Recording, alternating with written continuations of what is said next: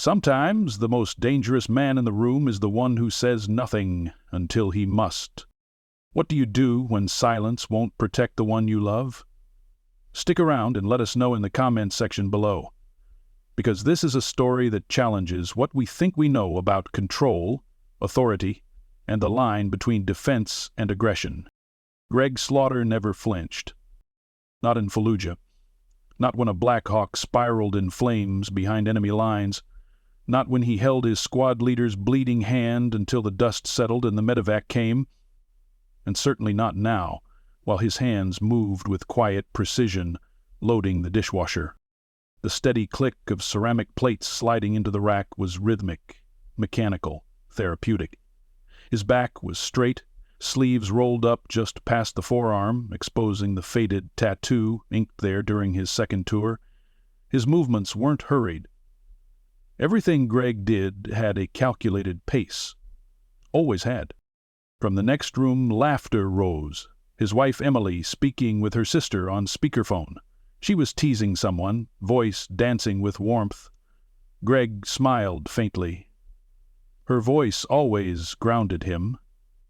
Emily Slaughter, the one soul who could see the ghosts behind his eyes and still smile through them. "You didn't tell her, did you?" Emily's voice carried with just enough volume to catch his attention. Greg paused. The plate in his hand hovered. "I knew it," she continued with a chuckle.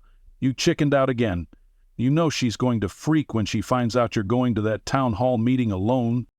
"I'm not alone," Greg called out flatly. "You're coming." The words were dry, factual. Emily peeked into the kitchen, rolled her eyes, and mouthed something to her sister before lowering the phone. "She thinks you're charming," she said, stepping inside and grabbing a towel. "And tell her she's delusional?" "Nope, that charm's what kept me around," she said, lightly bumping his hip. "Even when you insisted on making color-coded evacuation plans for a barbecue." "Standard protocol," he replied, not missing a beat. Emily leaned her head on his shoulder, her fingers brushing against his arm. "You're not in the sandbox anymore, Greg." "I know." But he didn't say it like he believed it. He dried his hands, gave her a peck on the cheek, and stepped out back to take a call, an old friend from the unit. The conversation was short, tense. Something about a local protest, bad coordination between departments, miscommunication brewing tension. When he returned, his jaw was tighter, the lines on his face deeper. Emily noticed, but before she could ask, the knock came, heavy, repetitive, not the kind of knock you hear from someone borrowing sugar. Greg's eyes sharpened, his posture shifted, barely noticeable, but unmistakable to anyone who'd seen combat. Emily reached for the door, but Greg raised a hand gently. "Wait!" He stepped forward, opened the door halfway. A man stood outside, broad chest, utility vest, clean-shaven jaw hardened by authority. "Greg Slaughter?" Greg didn't answer. He read the patch first, then the eyes. The stance. "Lieutenant Marcus Trent, County Tactical Unit. We need to ask you a few questions." Greg stared for half a beat too long, not because he was surprised, but because he'd already counted 4 other boots behind the man. "You brought backup to ask questions," Greg said, voice low, cool. "We received a report from this address. Disturbance. Possible hostage scenario. You mind stepping out, sir?" Emily stepped behind Greg. "What? That's insane. There's no—" Trent's eyes cut to her, then to the radio on his vest. Something buzzed, barely audible. Greg didn't move. "Mind if I see your warrant?" he asked. "No warrant necessary at this point. Voluntary compliance." "The fact," Greg said. Then it happened fast. One of the officers behind Trent moved. Too quick, too rigid. Not protocol. Emily stepped to the side, raising her hands to show calm, and that's when the prongs flew. Greg didn't even get her name out before her body jerked violently, limbs flailing, the scream choked off her throat like air ripped from lungs. She collapsed. There was no war cry, no sudden rage, Just silence. Dead, cold silence. Greg kneeled beside her, fingers to her neck. She was breathing, barely. Then he stood up, slowly, every joint straightened with purpose. His eyes never left Trent's. "Call it off," Greg said. Trent didn't blink. "Sir, step away from—" "You don't want to do this," Greg said. Quiet, not pleading, warning. And then 5 words came, so calm, so final they made the frontmost officer hesitate. "Get your target profile. Slaughter." Something shifted in Trent's eyes. You could hear the click of realization like a gun hammer. "Gregory A. Slaughter?" Trent asked finally. But Greg didn't answer. The name was enough, because in the sealed files, somewhere in the bowels of Pentagon clearance, that name wasn't just a man. It was a signal. A footnote in black ink, stamped with escalation deterrent, active. A name whispered in briefings on restraint and row engagement. Trent took a half-step back. Too late. Behind him, radios lit up like fireworks. "We have a situation." Inside the house, Emily stirred. Greg was already by her side. But outside, a dozen men who came for order now realized they'd misread everything. And the man standing in front of them hadn't even raised his voice. Not yet. Greg didn't speak as he carried Emily inside. Not a word, just the sound of his boots crossing hardwood, the creak of their old house groaning under pressure it was never meant to bear. He placed her gently on the couch, adjusted her head with the kind of care he used to give injured squad mates under mortar fire. Her eyes fluttered, lids trembling, then settled shut again. He knelt beside her, checked her vitals, already estimating heart rate, muscle twitch, voltage burn pattern. He'd seen what a taser could do to someone healthy, but Emily had asthma, neurological complications. This wasn't just reckless force. It was a calculated risk they took without a second thought. Greg stood again, slowly, every movement measured. Outside the house, the SWAT perimeter shifted subtly, as if they could sense something unspoken had changed. The front-line officers didn't look so sure anymore. Lieutenant Trent was still center, but his voice had lowered, radio pressed to his mouth, eyes darting between his men and the front window.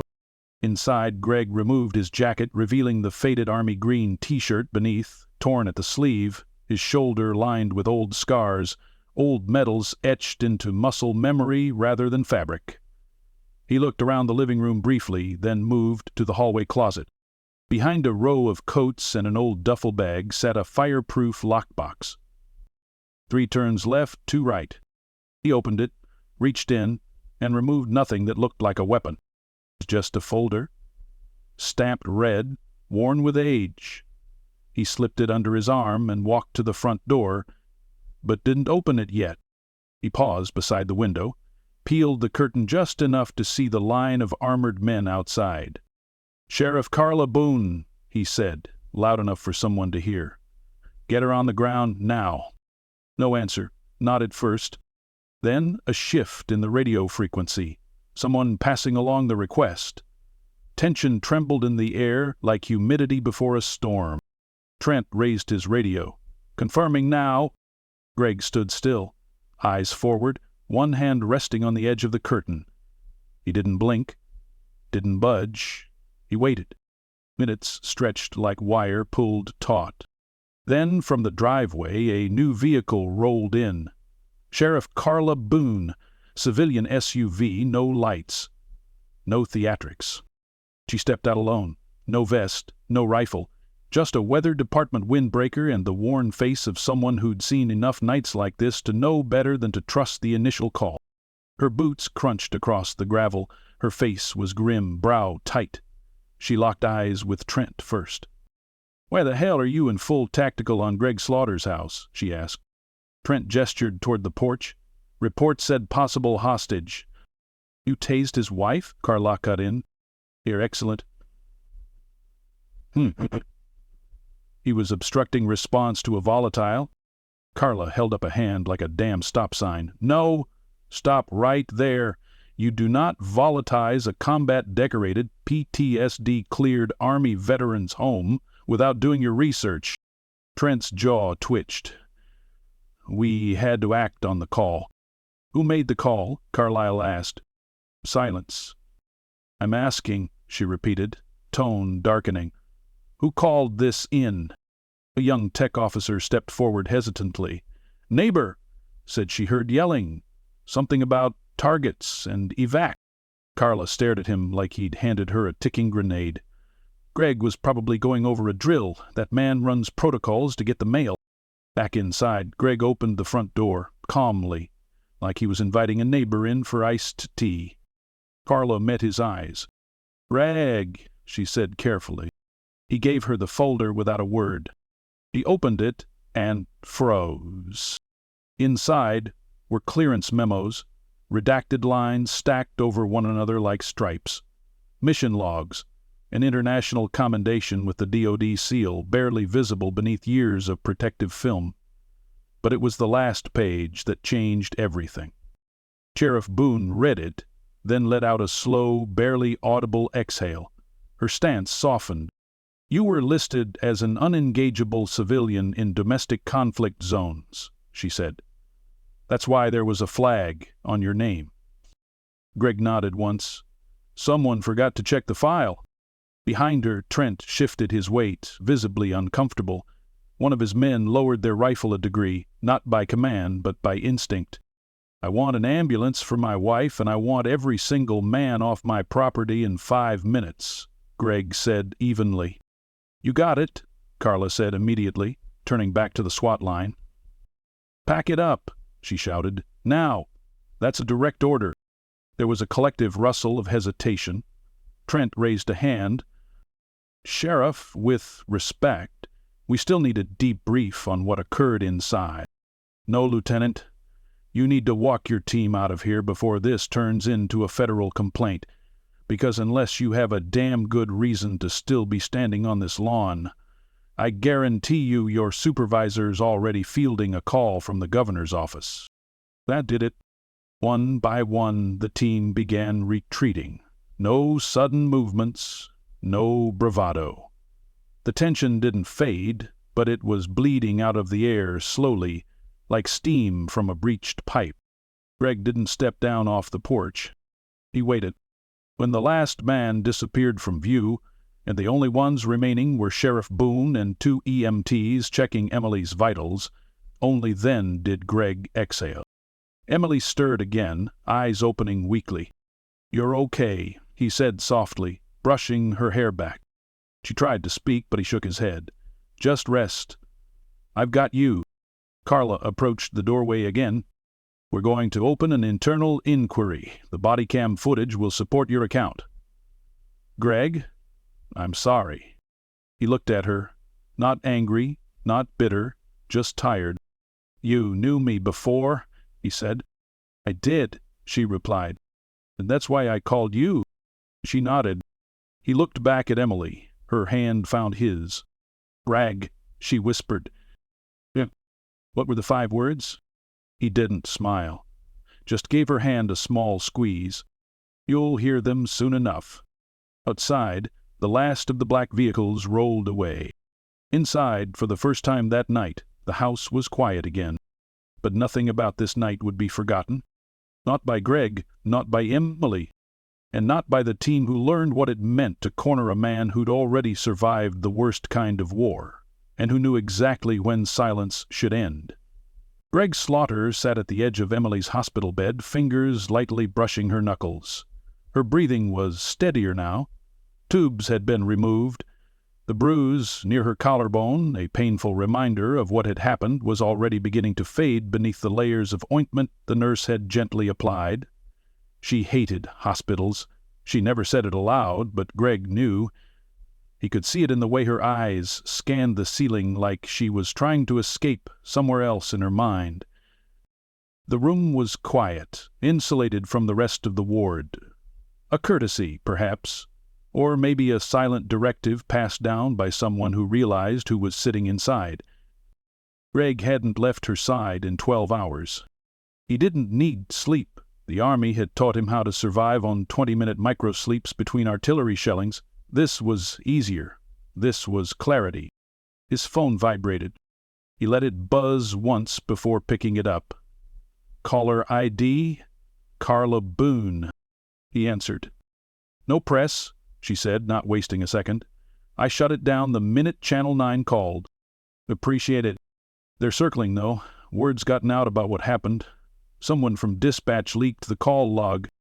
Greg didn't sigh, just stared ahead. "You good?" Carla asked. "No, didn't think so." He didn't add anything. Carla paused, then said, "You should know, Trent filed a statement this morning." "Let me guess." "Distorted engagement report. Claimed confusion. Lack of confirmation. He said the target, meaning you, failed to comply with verbal directives and that your wife made a threatening maneuver." She leaned forward. "I know. I watched the footage myself. You keeping it internal?" "Trying to, but the mayor's office is asking questions, and DHS got wind. I think someone flagged your name high up." Greg didn't speak. He didn't have to. Carla cleared her throat. "You know what happens when they start looking into flagged names?" Greg finally looked up at the window. Morning was creeping over the hills. The glass glowed with a faint orange hue. A second sunrise. A second chance. "They'll want an interview," she added. "They won't get one." "You sure?" Greg turned his gaze back to Emily. "There's a reason I disappeared after separation. Not because I had anything to hide, but because I gave them everything already. Doesn't matter to them. It should." "I agree," Carla said, "but this isn't just about you now." Greg already knew what she meant. Because every officer who had stood outside that house had gone home with something they hadn't expected. A story that didn't match the narrative they'd been trained for. A veteran who didn't lash out. A man who didn't escalate. A warrior who didn't need to brandish a weapon to make the battlefield freeze. And that was dangerous, because if someone like Greg Slaughter could defuse an entire SWAT engagement with 5 words, what else could he stop? He ended the call. No goodbye. Carla understood. He stood, kissed Emily's forehead gently, and slipped out of the room. In the hallway he passed 2 nurses whispering near the front desk. One of them looked up and nodded respectfully. He returned the nod. Then his eyes settled on the man sitting quietly at the end of the hallway. Civilian clothing, too new, too plain. No watch, shoes shined, posture too upright for a visitor. The kind of man who didn't make noise because he didn't need to. Greg walked straight to him. "You following me?" The man didn't flinch. "Just observing." "Being agency?" "Classified." Greg tilted his head slightly. "That's a long way of saying yes." "We're here on behalf of national interests." "It's a long way of saying you're panicking." The man offered the smallest trace of a smile. "No. Just cautious." "You made waves, Mr. Slaughter." "I didn't make anything. Your boys did. Let's not turn this into a blame game." Greg stepped closer. "You sat in a room and made decisions that sent young men into countries they didn't understand for objectives you barely believed in. Don't talk to me about games." The agent's jaw tightened. "Look, we're not here to dig into your record. You served, we honor that. But we can't ignore the fact that your name came up attached to an incident involving high-level response failure. It wasn't a failure." The agent blinked. "Excuse me?" Greg leaned in slightly, voice low. "They didn't fail. They obeyed orders. They did what they were trained to do. And that's the problem. Because one day someone like me says the wrong thing, moves wrong, and you'll be wiping blood off someone's front steps, and no badge in the world will shield you from what comes next." Silence stretched between them. Greg continued. "You want to bury this. I get it. I'd want the same. But don't come to me in a hospital hallway while my wife's recovering from a preventable attack and ask me to play quiet witness. You're under no obligation to speak to the media or pursue legal. I'm not interested in lawsuits, I'm interested in truth. The agent stood now. If you go public, you'll create a storm that may put lives at risk. Greg's eyes locked on his. I've walked through worse storms. A long pause. The agent finally nodded once, then walked past him, disappearing down the stairwell. Greg stood still for another moment, his hand curled into a fist by his side, then slowly relaxed. Later that day, a quiet meeting was held at the town's community center. Small circle of veterans, men and women who'd served, worn different patches but shared the same scars. Carla was there. So was Emily, sitting carefully in a chair, her posture fragile but her gaze focused. Greg stood in the middle. He didn't speak like a politician. He didn't posture like a general. He spoke like a man who'd spent a lifetime building maps no one else could read. Last week, he said, a group of men stormed my home because they mistook discipline for danger. They thought control looked like threat. They saw my silence and labeled it non-compliance. He looked around the room. This isn't just about me. It's about every veteran who comes home and gets profiled instead of honored, who trains for chaos but gets punished for calm, who's prepared to help but ends up feared. He paused, the air in the room tightening. I didn't say those 5 words to stop a fight. I said them to remind the world who I am. Someone in the back asked what the words were. Greg shook his head. I'll share them when it's time. Outside, the sun dropped behind the trees, casting long shadows across the pavement. But inside, a quiet strength had returned to the room, one that hadn't been there in years. The auditorium was standing room only. Rows of folding chairs packed tight. Veterans in faded ball caps and leather jackets sat next to young activists with camera phones and notepads. At the back, local news crews were stationed, some official, others independent, all waiting for the man at the center of the storm. Greg Slaughter stood behind a plain wooden podium, no military insignia, no uniform, just a button-down shirt and rolled sleeves. His beard was trimmed, his posture was straight. Emily sat in the front row, her hand curled gently around the armrest. Beside her was Sheriff Carla Boone, arms crossed but relaxed, standing watch more as a friend than a law enforcement presence.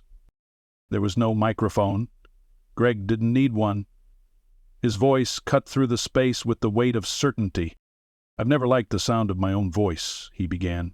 Spent most of my life learning to keep it quiet. In combat, silence keeps you alive. In life, it keeps you controlled. People like to feel safe around you. Quiet makes them feel safe. A few nods rippled through the crowd. But silence also lets bad things grow. It lets people misjudge you. And when people in power misjudge someone with a past like mine, they don't ask questions, they pull triggers. The audience was still, focused. What happened at my home wasn't a mistake, Greg said. It was a system doing exactly what it was trained to do. React to fear instead of reason. But this time, fear met someone who wouldn't flinch. He took a deep breath. My wife could have died, and some of those officers, sons, husbands, could have died too. Over what? A call from a nervous neighbor who misunderstood a training exercise I've done every month since discharge? He leaned slightly forward. I don't blame the neighbor. I don't even fully blame the officers. I blame the gap between us, the one that lets people forget what it looks like when service members return home. We come back trained, disciplined, watchful, and because of that, you see us as unpredictable. You see a straight spine and a sharp eye and think, danger. His gaze swept across the room.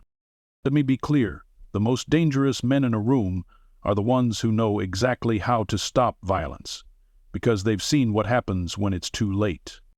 He paused. A quiet fell over the auditorium like dust settling. And that day, he continued, when they pulled their tasers, when they raised their rifles, I didn't scream. I didn't run. I didn't reach for a weapon. I said 5 words. Everyone leaned in. The 5 words had become legend already, whispers online, theories in forums. Some thought it was a military code, others a legal phrase. Some said it was a threat veiled in calm. Greg let the anticipation build just enough. And then he said them, "You're standing on my oath." A ripple, a shiver, then silence. He let it hang. "That's what I said. Not a command, not a plea.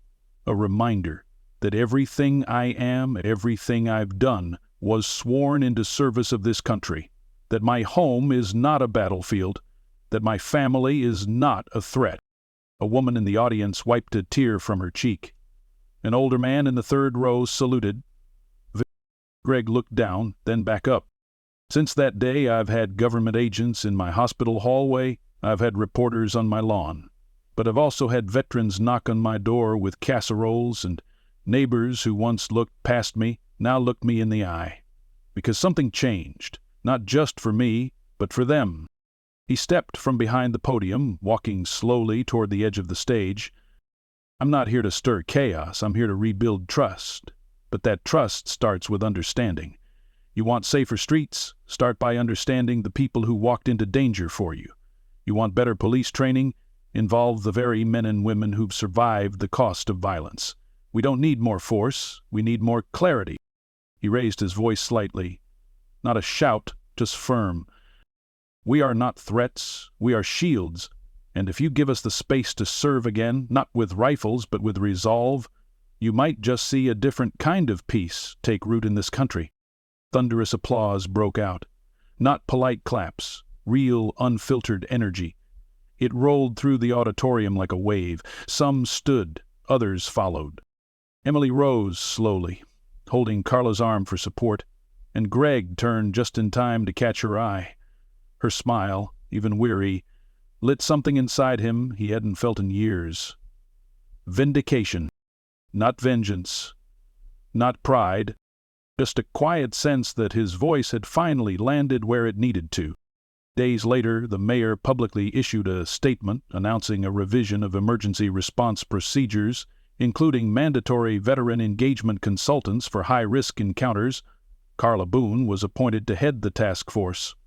Greg declined an official position, but accepted an advisory role, on the condition it remained unpaid. "I've been paid enough in my life," he told him. "This one's on me."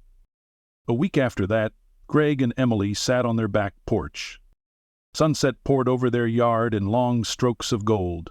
Birds moved between branches. The breeze carried the scent of fresh grass and something cooking 2 doors down. Emily rested her head on his shoulder. "You think they'll listen?" she asked softly. "They will," Greg replied, "or they'll have to explain to the world why they didn't." She smiled. "I still can't believe those were the 5 words." Greg chuckled faintly. "They weren't just words. They were everything I am." She closed her eyes, and he wrapped his arm around her. No sirens, no radios, no boots in the gravel, just peace. And for the first time in a long time, Greg Slaughter wasn't preparing for the next threat. He was simply home.